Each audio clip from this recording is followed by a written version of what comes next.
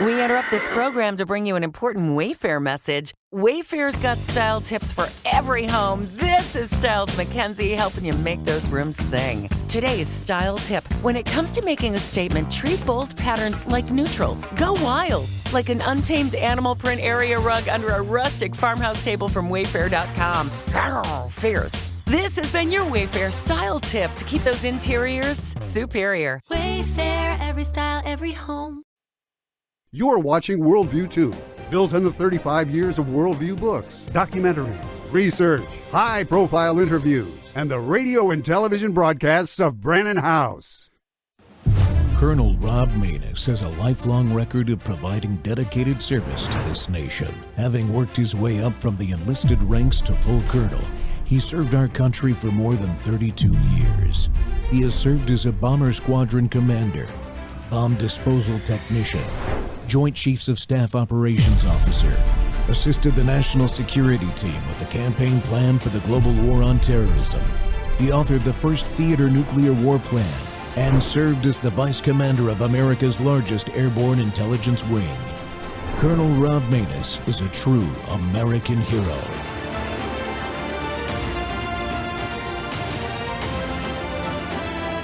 This is Rob Maness Live. Grace was phenomenal. She loved everyone and she loved everything. She was my best buddy. She went hunting with me. We got her a red convertible when she turned 18. Yeah, it was just a joy. We'd get out on the highway and she would say, "Let her rip, Dad." And so we would. COVID-19 injections. After facing 4 years of the Biden administration's efforts to undermine the public's access to information in my oversight work, I immediately issued a subpoena to HHS when I became chairman of this committee. The subpoena records I am releasing today, which are discussed in the interim report, do not contain FOIA redactions and will finally provide the public a more complete understanding of the Biden administration's awareness of the risks of myocarditis following COVID-19 injection. There's 1,065 papers in the peer-reviewed literature on COVID vaccine myocarditis. 42-year-old man comes into Washington University Hospital with vaccine myocarditis. The infection is ruled out. It's the vaccine. He's in the hospital. This is one of our best hospitals in the United States. He dies 3 days after taking Moderna. They can't save him in the hospital.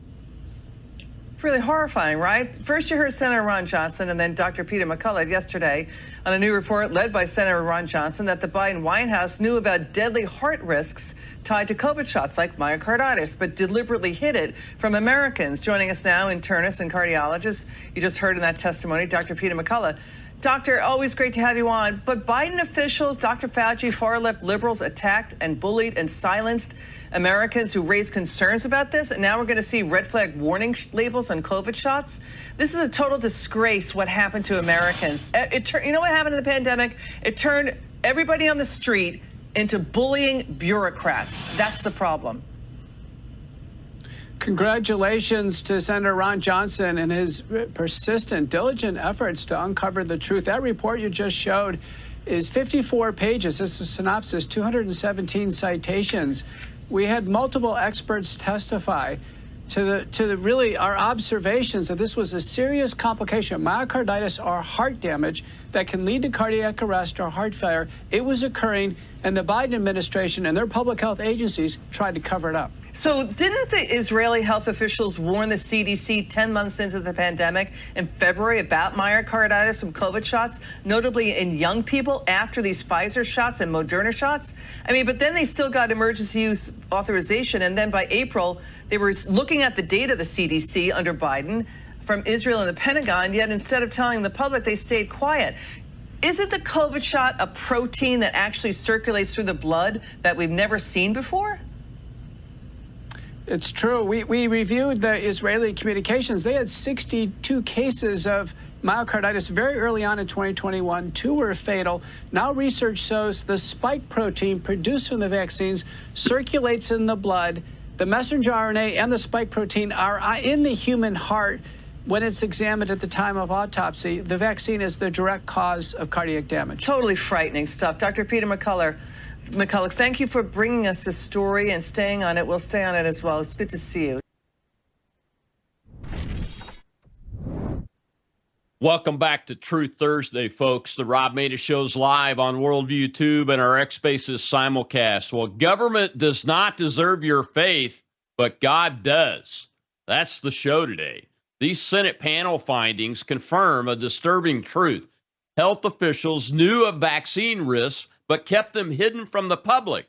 History has shown that government-backed medical policies have led to tragic injustices, just as seen in the Tuskegee experiments and the treatment of Native American communities and the anthrax vaccine imposed on the military. I just did a show about that a few weeks ago. Today, we're going to learn about the heartbreaking case of Grace Schirra, a 19-year-old Down syndrome woman who was killed in what many are terming a medical murder due to medical protocols ruthlessly applied to her and possibly tens of thousands of other Americans, maybe even more. Her medical battery case trial began on June 2nd, on Monday. And you're going to hear things like this coming from the trial. And I'll quote it. Nurse McInnes injected Grace Schirra with morphine, a powerful opioid drug that suppresses breathing. Her only defense against these drugs was breathing. Dr. Shokar placed an order, do not resuscitate, close quote. Back with us as my guest today to talk about this and where we should be putting our faith is Reverend Dr. Robert A. Schuller. Reverend Schuller is a pastor, author, and motivational speaker. He carries forward his father's vision with passion and dedication. With decades of experience in ministry and numerous books to his names, like this latest one, God Always Wins, Divine Liberation from the Gods of Woke. He was with us a few weeks ago to talk about it. Robert focuses on equipping people to overcome the challenges and embrace possibility thinking. Dr. Schuller, welcome back to the Rob Maness Show. And I got to ask you, that first clip I got from your booker's email she sent me, the results of this report that Senator Johnson and Dr. McCullough have got out into the media, although this show's not about the vaccine itself, it is about the COVID medical protocols and what happened to Grace, which is tragic. But it just shows, I wanted to show that because this whole episode has shaken the faith of every American in the medical community and the government community, especially the government medical professional community. We have almost zero faith in this government anymore, in anything. We question every single thing, and we should question our government. But when you have to question every single output from your government, from the federal to the state to the local, because you can't trust them, we have a problem, don't we? We absolutely do have a problem. And it's a problem that's been going on for a long time. And it actually started probably 100 years ago, nearly 100 years ago. If you want to look at the history of wokeism, which is really what has infiltrated and what is created the deep state we have, you have to go all the way back to the Frankfurt School in Germany in the 30s, which is made up of several Jews. And because being a Jew in Germany was not a good thing in the 1930s, they left Germany and came to the United States, and specifically Columbia University. And from there, they developed their woke ideology that has spread across the United States and into our government, and primarily coming and growing through the university systems that we support with our taxpayer dollars to build this woke ideology. And this woke ideology is developed and created in order that basically technocracy, which is the term given to governance by experts, and therefore the laity don't really have a voice in it anymore, is the foundation of wokeism, which is when it all boils down to it, comes down to communism. And so we have been fighting this battle, and the only thing which is in the way of globalism is the United States of America. And I shudder to think what would have happened if Kamala Harris was our president right now. Yeah, it's amazing that this ideological infiltration of the Republic of the United States even tries to turn our Constitution upside down and use it against us. When you see oppression and suppression of information and censorship, like what happened with the COVID pandemic, and like this trial is bringing out, even to the point of committing someone to death. Essentially, you have this. It's like a cult, a death cult, and the pro-abortion crowd is part of the other side. It's part of that woke ideology. And they insist that human being doesn't have a right to live. And this young woman, Grace, that we're going to talk about during the rest of the show, these medical professionals who are supposed to do no harm, first do no harm, and to protect all human life, essentially gave her the death penalty. Based on the quote that I just read. That's one quote out of this trial that's happening. It's amazing, folks. Children's Health Defense is running the trial live, and it's ongoing today, too. I checked beforehand and everything, and hopefully we can get that mic cut there.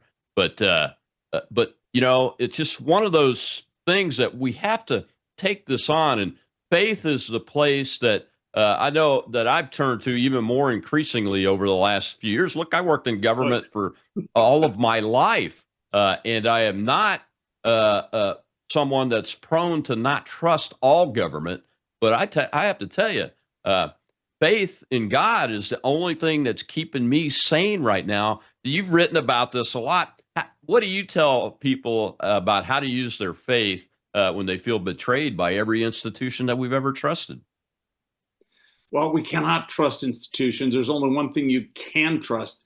There is no such thing as a government. In the history of mankind, there's never been a perfect government. There never will be.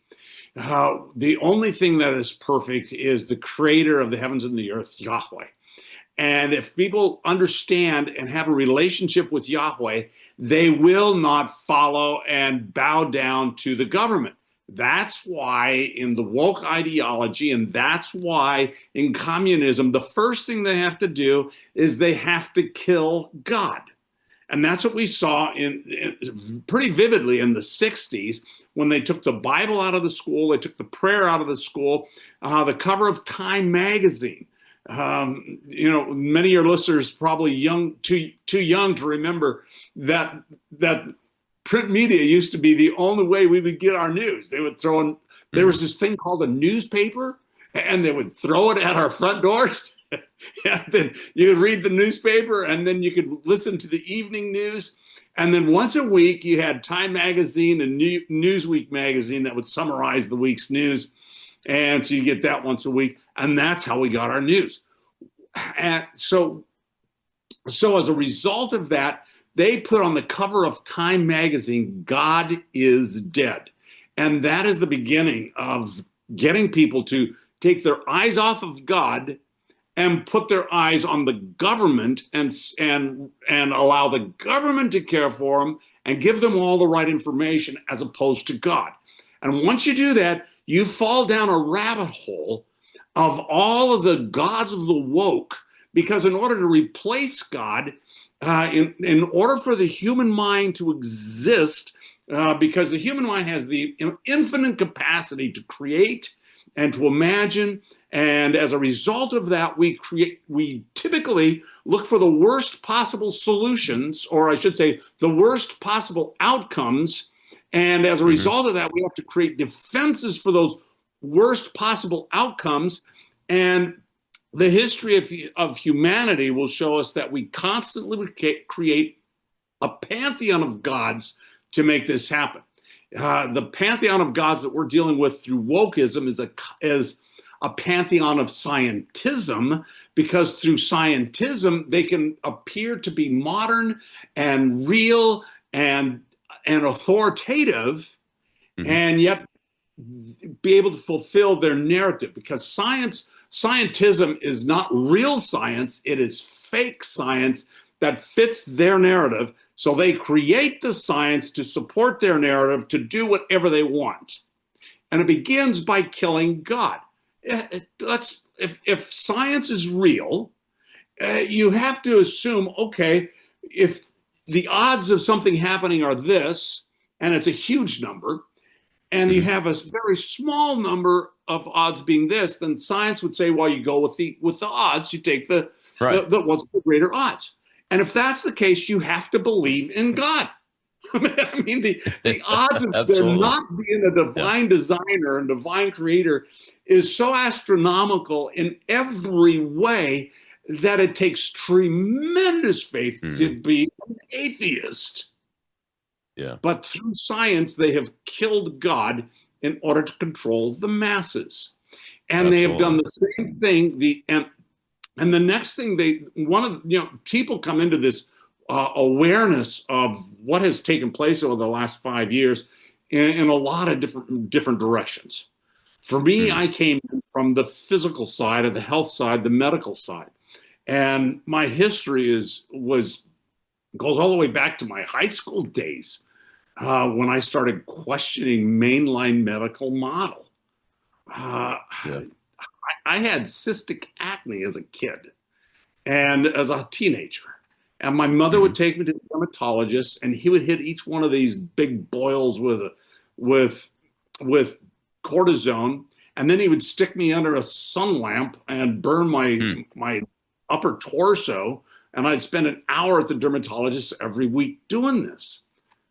My barber, did you hear me? My barber, the guy who cuts my hair, my barber says, Robert, have you ever thought about not drinking so much milk? I was drinking milk all the day long. It was my drink of choice. I didn't drink water or pop or anything else.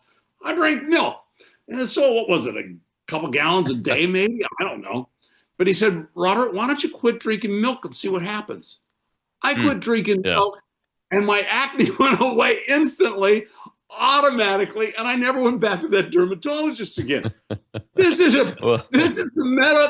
doctor whose specialty is taking care of skin, and he sees this all the time. He never once bothered to ask me about my diet, that maybe I shouldn't drink a couple gallons of milk a day, and maybe that would have some impact.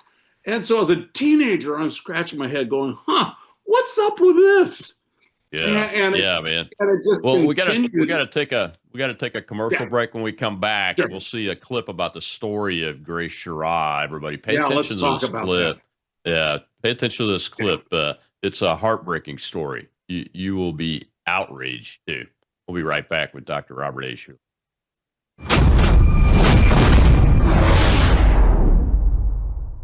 Hello, I'm Brandon House. I want to thank you for all your support at WVWFoundation.com that helps make possible pushing out 24/7 content for free.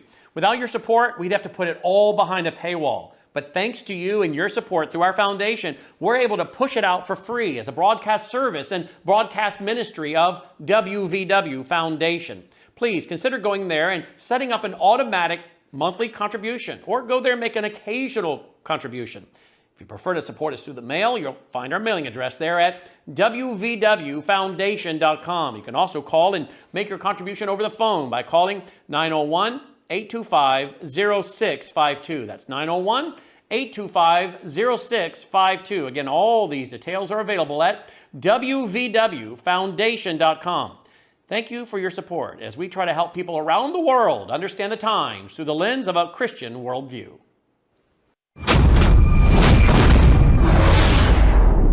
Here's Grace was phenomenal. She loved everyone and she loved everything. She was my best buddy. She went hunting with me. We got her a red convertible when she turned 18. Yeah, it was just a joy.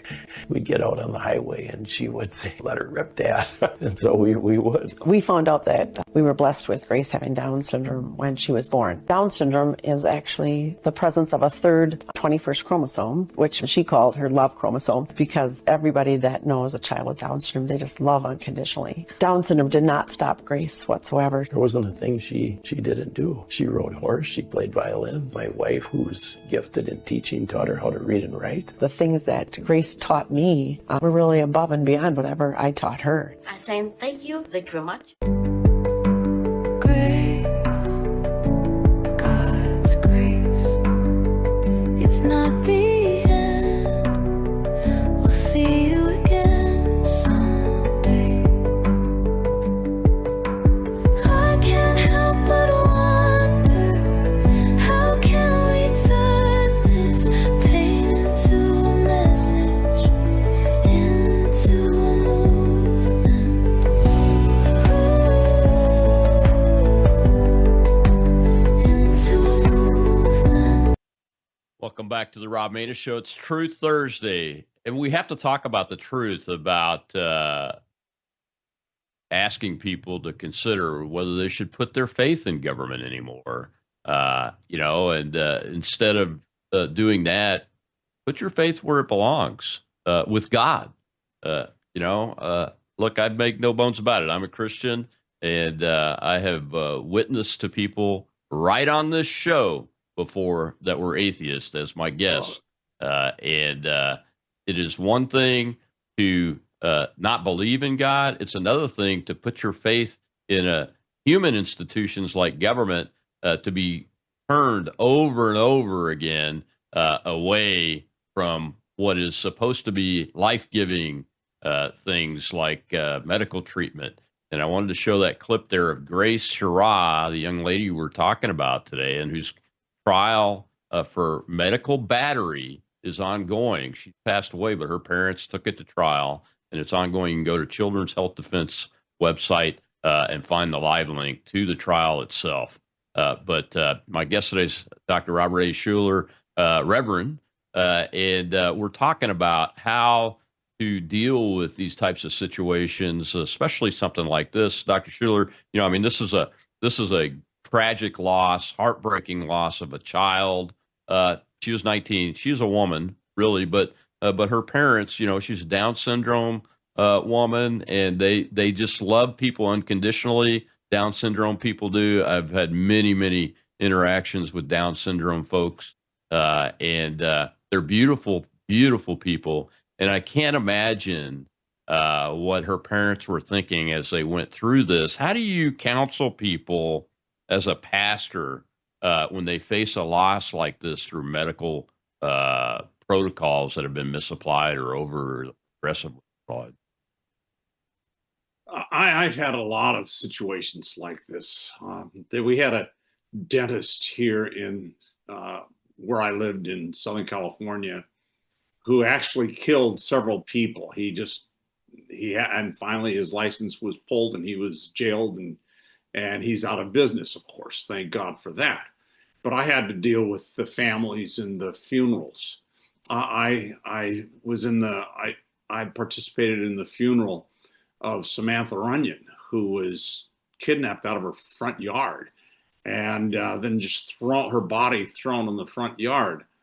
And this is a 6-year-old girl who was just her life was tragically ended. Mm-hmm. And we look and we look at throughout history and throughout life of all the tragedy that we see and all the death that we see. And the important thing to remember when we look at death and when we look at life is it doesn't matter how we die, because everybody dies and we all will die. What matters is how we live. And we don't know how much longer we have. We may have a day, we may have an hour, we may have a 20 years, or might be 100 years. Only God knows how long we're going to live. The important thing for us as individuals, as Christians, and as as people of faith is to focus on living the way God wants us to live and following the guidance God has for us. But when we look at the tragedy of Grace, I can tell you that I had numerous friends who died a very similar death in a hospital during COVID. It was the hospitals were captured by big pharma. They were captured by misled government. And as a result of that, there was numerous people who faced, in effect, execution in the hospitals. And the reason for a lot of this is because hospitals have to follow the protocols, period. If a doctor violates a protocol to save your life, but in the process damages your pinky so it doesn't work just right, then the hospital gets sued for hundreds of thousands of dollars because, and yet they saved your life. But on the other hand, if the doctor follows the protocols and you die, that's the end of the story. So what happened is the hospitals put together protocols during COVID, which led to extreme death. And the doctors and the nurses, in many regards, were handcuffed and forbidden to proceed in life-saving procedures. They were required to give, in many cases, I know this is the case in my friend's situation, they were required to give them the remdesivir. They were required to give them these other protocols, all of which led to his demise. And I have no doubt that that has something to do with Grace's death. And much of this can be alleviated if you have a power of medical attorney given to someone. If you are single in the United States of America, if you're married, your spouse automatically has that power of attorney. Mm-hmm. However, if you are single in the United States of America, and the people I'm referring to were all single, children don't help, parents don't help. Since she was 19, if she had been a 17-year-old, her parents wouldn't be able to step in. They would have been able to take her out of the hospital. They would have been able to intervene. But she was 19, and as a 19-year-old, even though she had Down syndrome, and even though she was still under the care of her parents, they probably, now this is assumption, I haven't been able to verify this, they probably didn't have a power of attorney because they had taken care of her whole life. It never was an issue. So why would they go to the trouble of doing that? And yet we know today, because of this, that it's imperative, if you are single in the United States of America, you must get a power of attorney, because otherwise the hospitals can do whatever they want, and they're going to do whatever is most profitable. Hospitals are not, for the most part, are not nonprofit. They're profit entities. Yeah. The government during COVID gave them tremendous benefits, tens of thousands of dollars per patient if they dealt with COVID.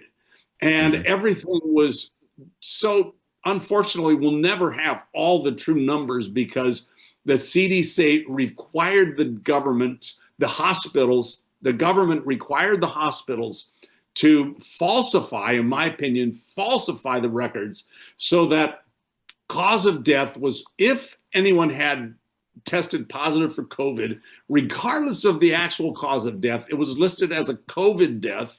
And at the same time, the hospitals received tens of thousands of dollars more by listing it as a COVID death versus a heart attack or motorcycle accident or whatever the main cause of death was. Yeah. Do you think we'll ever know the true number? I mean, every time I hear some pontificator on the corporate media say, well, over 1 million people died because of COVID and all that, I think back to the respirators that they had in the protocol that were actually killing people. You pointed out the remdesivir. The nurses nicknamed that "Run, Death is Near." I did a show with a nurse that talked about that, because if you give it at the wrong time in the infection process with that particular disease, it ends up killing the patient instead of saving them, like it did with President Trump. They gave it to him at the right time, apparently, So I didn't think do you Trump think we'll had ever remdesivir. know? I thought he had. I thought he had other. I thought he had not ivermectin, but hydroxychloroquine. He did And have that's hydroxychloroquine, but he was given remdesivir and the monoclonal antibodies, I believe. Okay. But it was at the right time. You have to. The doctors that I talked to said the timing is important. Early in the infection is okay, but later when you're in the hospital, which is where they were using it on people, That's when they were always given. Nobody would take it until they went to the hospital. That's why the nurses were saying, "Run, death is near." Unfortunately, but I don't think we'll ever know the numbers of who died from COVID or those who died with COVID but died due to the protocol, and that's a sad commentary on our society, man. I tell you what, we got to take another break, Dr. Schuler. When we come back, though, we'll see a clip from the trial, and I'll tell you an anecdote that I read about from her dad, from Grace's dad, the last time he saw her. And this is going to just break your heart. You will be crying. Hopefully I can get through it. We'll be right back with Dr. Robert Schuler. It's Truth Thursday, and we're talking about the tragic case of Grace Schirra. Okay, thank you.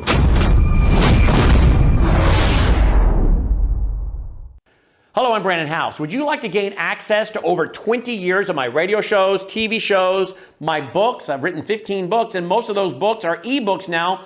And we have conference DVDs, conferences where we filmed our conferences at the Ozarks, literally starting 20 years ago. It's all available in our archived vault. All you have to do is go to worldviewtube.com/vault, worldviewtube.com/vault, and for a reasonable monthly fee, you gain access to over 20 years of Christian worldview programming, news, information, books, documentaries, and a powerful search engine. And folks, it's a great way not only to educate yourself, equip yourself, but it's a big way that you can help fund our continuation as a broadcast network. Please check it out. worldviewtube.com/vault, worldviewtube.com/vault, and help us continue pushing out a Christian worldview.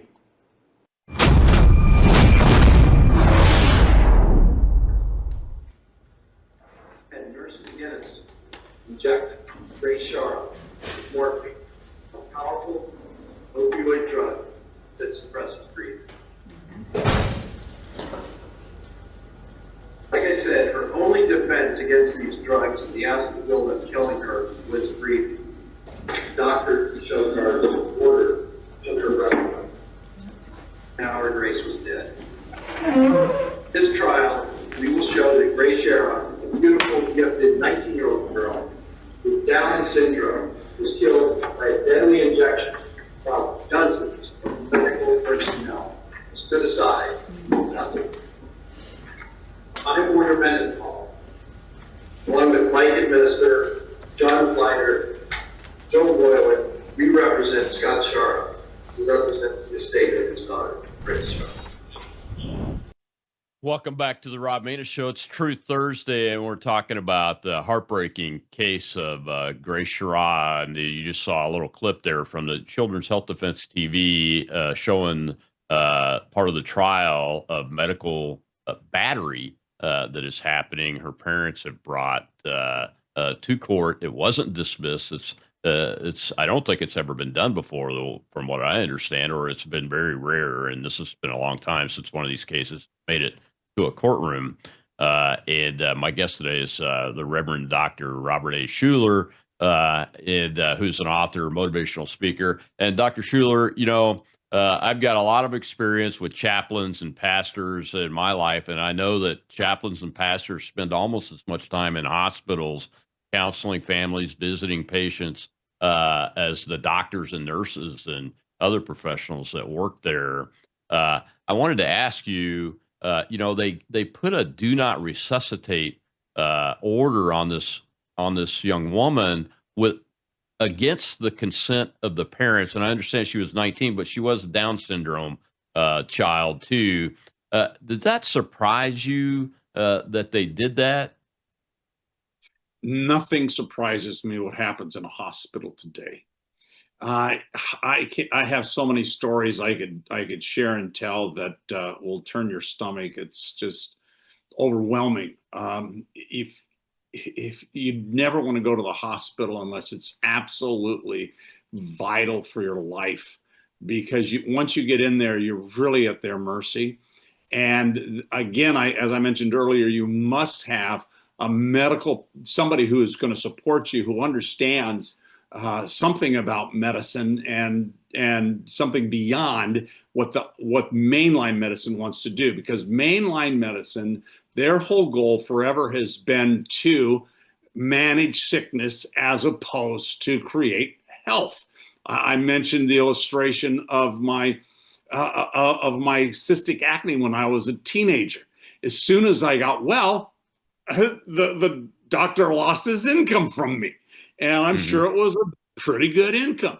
And so they want to keep you sick and manage your sickness. And that's the way mainline medicine in America is today. And they keep you well through pharmakia, pharmacy.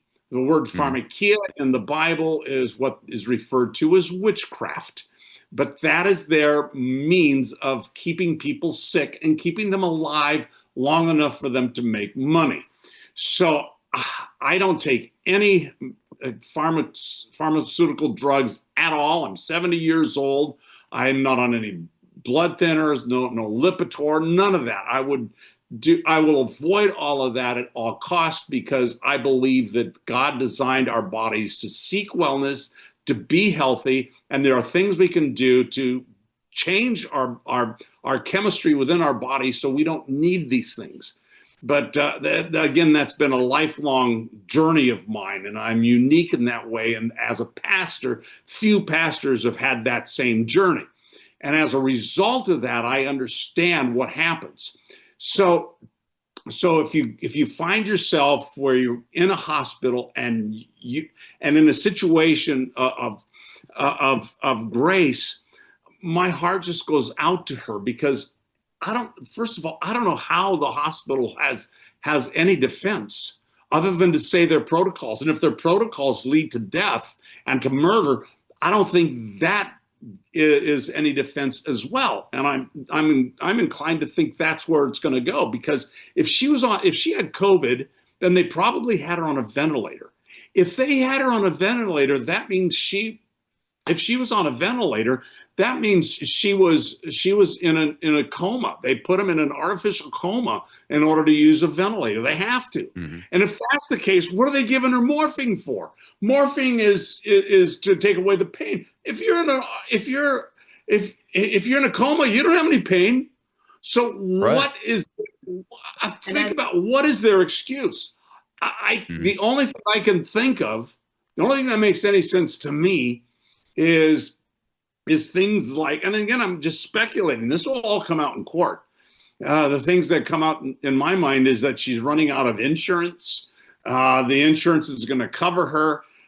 They did some other things they weren't supposed to do, so they're going to cover it up. And what I do know is if a patient dies in the hospital, there is a maximum of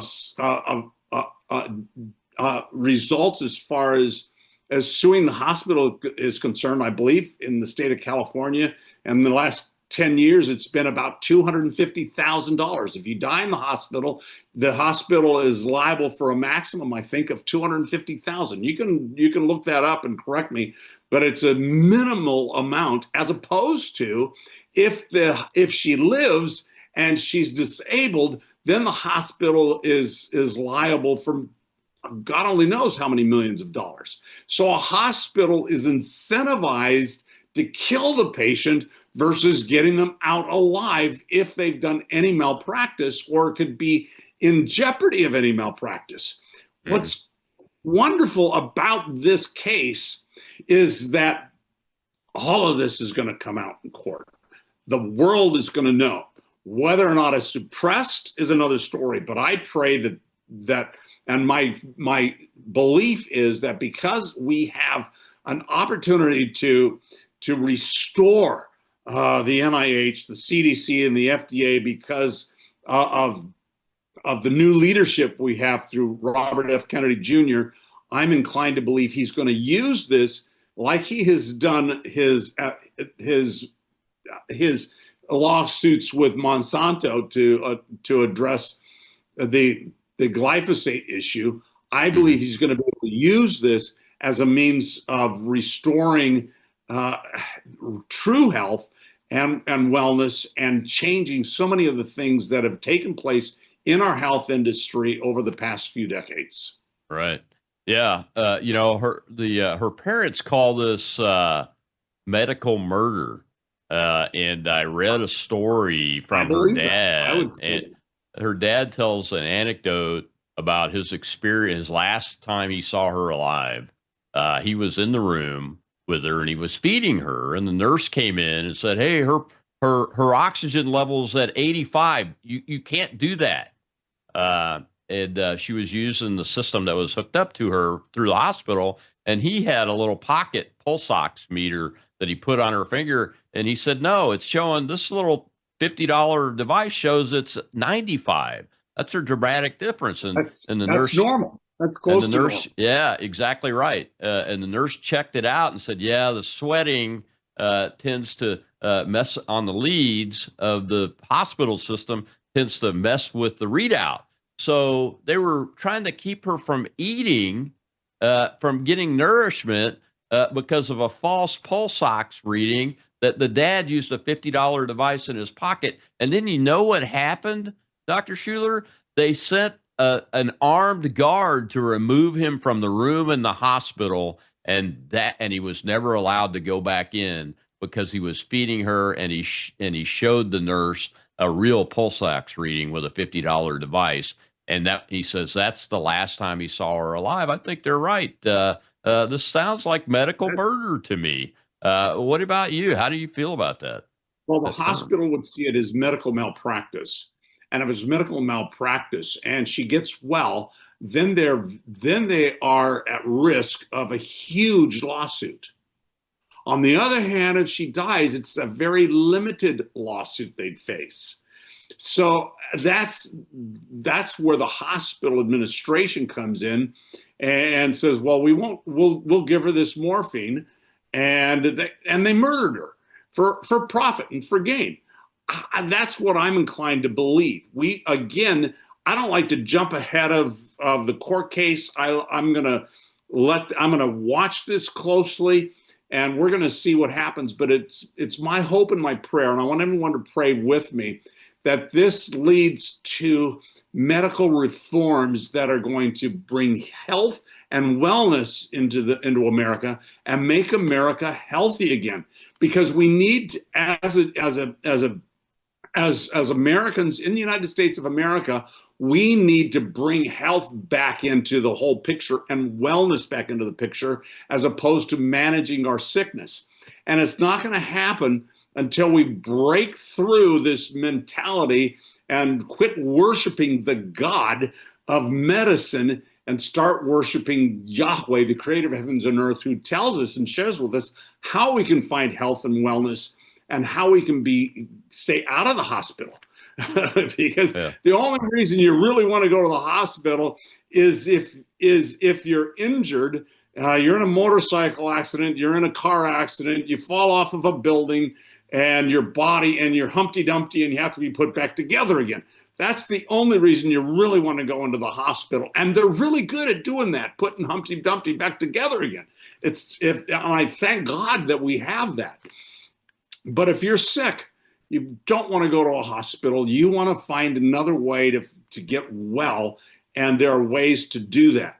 And in my book, God Always Wins, Divine Liberation from the Gods of the Woke, I talk about the way God wants you to be healthy. And we find our health by rejecting the God of sickness and focusing on the God of wellness. And that is Yahweh, the creator of the heavens and the earth, because God is all about life. Satan is all about destruction and death.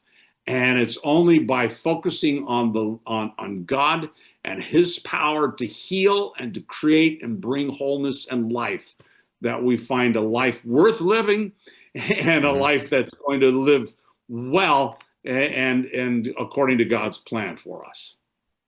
Yeah, I mean, and he's the great designer. 100%. He designed our bodies to heal themselves. He designed our bodies to maximize how it's fed and nourished with certain things. Mr. Kennedy's push to go back to beef tallow away from seed oils at fast food restaurants always springs to my mind when I think about how God designed us, because while, yes, vegetables and fruits may be part of the diet he designed us to do, he gave most of the power to keep our bodies going and fueled and to heal through animals, through animal fat and those kinds of things.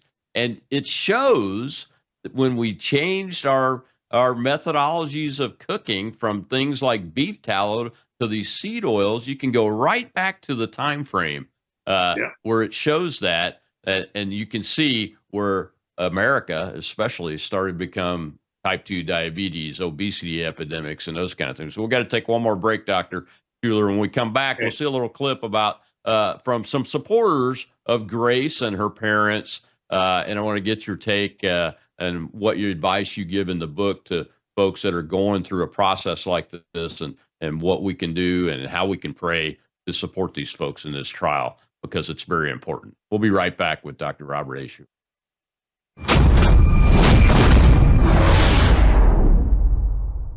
Hello, I'm Brandon House. Is the government tracking you? Do they have access to all your data?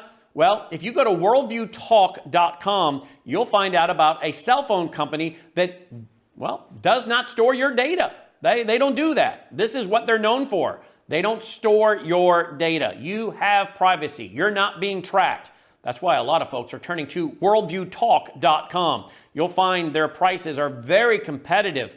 All the details are there at worldviewtalk.com. Again, worldviewtalk.com. Oh, while you're there, not only do they have cell phones that aren't tracking you, you can find out about how to get a satellite phone. Should the whole system go down and you want to communicate with a family member or a loved one, you might want to have a satellite phone. Or how about their solar generators? They have great solar generators.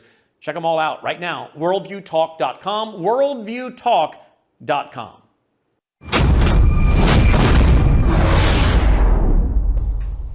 I support Grace's case because I was nearly killed by COVID hospital protocol with the deadly drug remdesivir, among others. Grace's case is the first COVID hospital protocol case to go to trial. Let's give thanks to God and support the Shara family as they represent all hospital victims. If you or your loved one were harmed, post your video holding your loved one's photo and stating, "I support Grace's case because my loved one was killed with hospital protocol." Let's fill this post with truth of those harmed and support the Sharas. Grace's victory is our victory. God bless. Welcome back to the Rob Maness Show. Grace's victory is our victory. And you can find videos all over social media and the internet from folks that are stepping up and voicing their support for Grace Shara and her mom and dad, who are in this case that's in trial right now at children'shealthdefense.tv, chd.tv, I think is the website where you can watch the trial live and support them and find out how you can, donate and those kind of things. But my guest today is Dr. Robert A. Schuler, who's author of, Divine Liberation from the Gods of Woke. God Always Wins is the main title of the book. And that's what we're talking about here today, Dr. Schuler, is how folks can get involved, but also keep your eye on what's true. And really what's true and is going to help people the most is keep your eye on God and what God wants us to do and what God teaches us about how to get through situations like this, right? Absolutely. The title of the book is God Always Wins. And we have to remember that. It gives us hope. It lets us know that we're on the right side when we're on his side, that we're going to win. And it may be the winning isn't living forever, because you were talking a little bit before we went into break about about health and wellness. And Genesis 6:6 says our days will not be forever. They will be 120 years. That is right out of the Bible. That's what God says. So if we lived a perfectly healthy life, that means if we weren't poisoned through our negative thoughts or the food we eat, the environment in which we live, we could live to be 100 years old. If we had perfect food, where our body was perfectly given the perfect nutrients it needs to replicate itself and heal itself. And if we didn't get in an accident, if we didn't fall off a roof or down the stairway, and if all those things happened, we would live to be 120 years. That's what God said in Genesis 6:6. Man's days shall not be forever. They shall be 120 years. So we just live as close to that as we can, realizing that God gave us the food to eat. And so people talk about diet and how about I do this and that. And I've been teaching for over 25 years that the way that diets can become very simple if you simply realize the way to eat is to eat food as close to the way that God made it as you possibly can. And quite frankly, that's all you can do, because we have Big Ag who's poisoning us in many ways through spraying all of your grains with glyphosate a week or two before it's harvested. Then we eat this glyphosate, and we know how bad glyphosate is. Robert F. Kennedy Jr. won the first huge case against Monsanto as how dangerous glyphosate is. Meanwhile, there's a dozen or more cases standing in line against showing how bad glyphosate is. So they're poisoning us, and then so in effect lighting a fire in the backyard and then coming to the front door and selling you a fire extinguisher. Here's the drug you have to take care of the side effects you have from this glyphosate. And so we just have to eat food as close to the way God made it as we possibly can. So that means if you're not eating organic grains, you're eating glyphosate, you're throwing fuel on the fire, and you're not going to live as long and healthy as God would want you to live. So from a health standpoint, that's critical. From a theology standpoint and getting rid of the stresses in our life, we have to focus on the fact that God always wins. That then frees us. It takes the shackles off of our mind that government wants to put on our mind and enslave us with. Because then we're much more controllable. If we live in a state of fear, the government comes in and says, "I'll take care of you. Just do these things, and you'll be fine." And that has never worked throughout history. God's design for governance has always been a democracy. And then when the Israelis, the early Israelites came to God and said, "We want a king," they gave up their democracies, and we've seen the history of what's taken place as a result. But today we have the freedom of living in the United States of America, and it's up to us to maintain this freedom. And in order to maintain our freedom, first and foremost, we must constantly look to God, because it is only through His divine liberation that we remain free. And so there are these gods that government wants to put upon us, and every government, because there is no such thing as a perfect government. Sin continues to infiltrate and wheedle and its way into the most purest of hearts. And as a result of that, we see corruption, and we see death, and we see destruction. And so we must constantly keep our eyes focused. We must constantly come to God in prayer. We must constantly put God first in our life. We have to open our eyes and see what are the gods of the woke, which is what I do in the book. I go through the gods of the woke, And then we discover how to defeat these gods through the I am statements of Jesus, who says, I am the way, I am the truth, I am the life, I am the light of the world, I am the door, I am the good shepherd. And he continues to tear down these gods of the woke, the gods of the woke being the god of anti-God. In other words, we have to destroy God and create our scientific foundation for how the world really works. But it's not scientific. It is instead just an agenda that is created to support the narrative of the fact that God is dead. And then you have anti-family, anti-human, the god of anti-character, anti-straight, white Christian male, the god of anti-health and wellness, which is what we've been talking about today. Yeah. The god of anti-human flourishing, the god of anti-free market capitalism, the god of anti-truth, and the god of pro-blood sacrifice. And I think that's another topic for another day as we go through, go through blood sacrifice, starting with Adam. God created the first blood sacrifice to clothe Adam. That's the right. First Son of God. Absolutely. We have put the medical community up on a pedestal and made them, godlike. I mean, my mother's 84 years old, and she still talks about doctors with a reverence that's not shown to any other people. How do we address that now? Because I think we have to address that from a faith perspective now, because of what we've seen with this. This case of Grace with this medical murder. That's what I think it is, because people put their trust in these individuals that have a piece of paper showing that they know more about the human body and the mind than anybody else.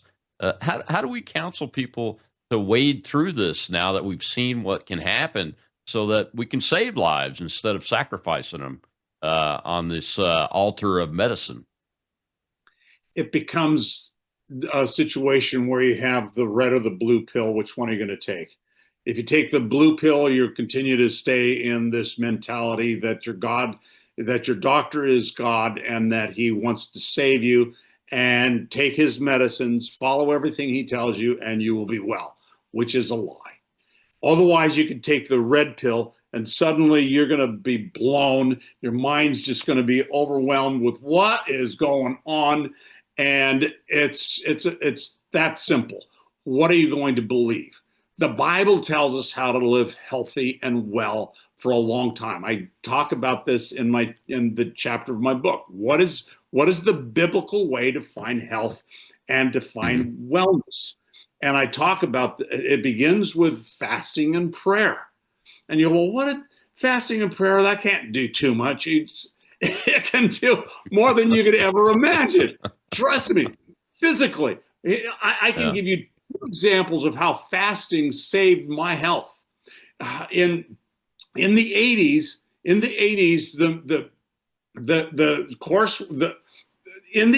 the drug Lipitor came out. Lipitor was the patented statin drug that more people are on than should be.